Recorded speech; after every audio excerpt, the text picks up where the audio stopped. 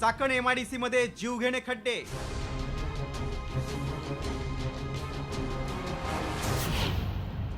वर्षभरात खड्ड्यांमुळे 399 जणांचा बळी.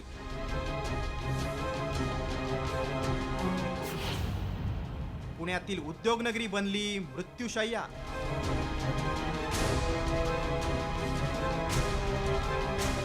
राज्यातील प्रमुख औद्योगिक केंद्रांपैकी एक असलेल्या चाकणमधील रस्ते कामगारांसाठी मृत्यूचा मार्ग ठरतायत. पुणे नाशिक महामार्गावर म्हाळुंगे ते स्पायसर चौक दरम्यान सॅनी इंडिया कंपनीजवळ अपघातात महिला कामगाराचा मृत्यू झाला. कंपनीतून घरी परतत असताना ही दुर्घटना घडली.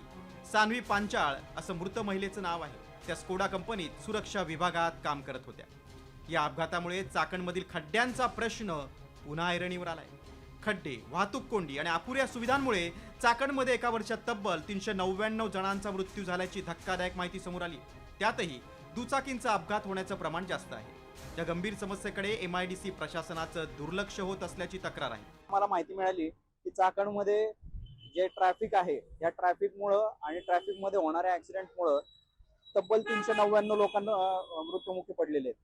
आणि एवढी लोकांची वाताहत किंवा त्यांना इंजुरी होतीये, त्यांचे जीव जात आहेत, याला जबाबदार कोण आहे? आणि मुळात म्हणजे चाकणमध्ये हे जे काय ऍक्सिडेंट होत आहेत या ऍक्सिडेंटचं प्रमाण 2 व्हीलर्सचं 4 व्हीलरपेक्षा जास्त आहे. राज्य आणि केंद्राला हजारो कोटींचा महसूल देणाऱ्या औद्योगिक परिसरातील कंपन्यांनी तातडीने रस्ते दुरुस्तीची मागणी केली. शासनाने याच्याकडे लक्ष घालावं आणि रोडची व्यवस्था, जे ट्रान्सपोर्टची व्यवस्था ही चांगल्या प्रकारे करावी, जेणेकरून अपघात टाळू शकतील आणि एम्प्लॉईजची सेफ्टी एन्श्योर केली जाऊ शकेल. उद्योगनगरी म्हणून ओळख असलेल्या चाकणमधील रस्त्यांच्या दुरावस्थेचा फटका उत्पादन क्षमतेलाही बसतोय.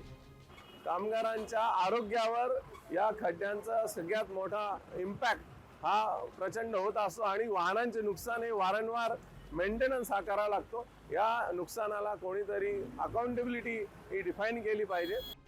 पावसात खड्ड्यांमध्ये पाणी साचत असल्यानं वाहन चालकांना अंदाज येत नाही, त्यामुळे अपघातांचं प्रमाण वाढते. दुसरीकडे अवजड वाहनांची वर्दळ आणि संथ वाहतूक, त्यामुळे स्थानिकांना दररोज वाहतूक कोंडीचा सामना करावा लागतो. मात्र हे केवळ चाकणमध्ये घडते असं नाही. भिवंडीत खड्ड्यांमुळे महिलेसह एका जवानाचा बळी गेलाय, तर नाशिकमध्ये खड्ड्यांमुळे अपघातून 5 जणांचा मृत्यू झालाय. रस्ते मृत्यूचे सापळे बनत असताना प्रशासन मात्र ढिम्म आहे. यंत्रणेला कधी जाग येणार हाच खरा प्रश्न आहे. रोहिदास घाडगे, साम TV, चाकण, पुणे.